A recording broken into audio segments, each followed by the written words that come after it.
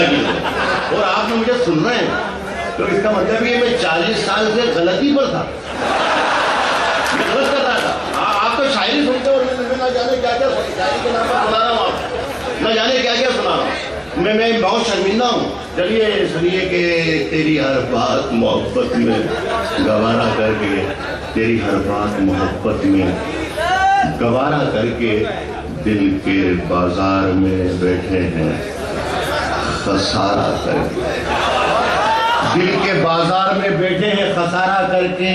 एक चिंगारी नजर आई थी बस्ती में, उसे वो अलग हट गया आंधी को इशारा करके। एक चिंगारी नजर आई थी बस्ती में, उसे वो अलग हट गया आंधी को, वो अलग हट गया आंधी को इशारा, आंधी को इशारा करके। और ये सुनिए कि मैं वो दरिया हूं कि हर बूंद भंवर है जिसकी। क्या करना, क्या करना, तुमने अच्छा ही किया मुझसे किनारा करके।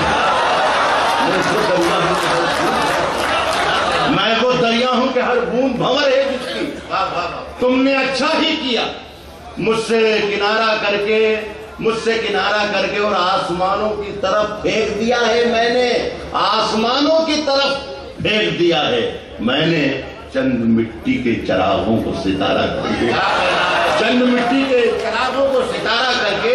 और मुंतजिर हूँ, ये शेर पढ़ रहा हूं कि मुंतजिर हूँ कि सितारों की जरा आंख लगे। मुंतजिर हूँ कि सितारों की जरा आंख लगे, चांद को छत पे बुला लूंगा इशारा करे।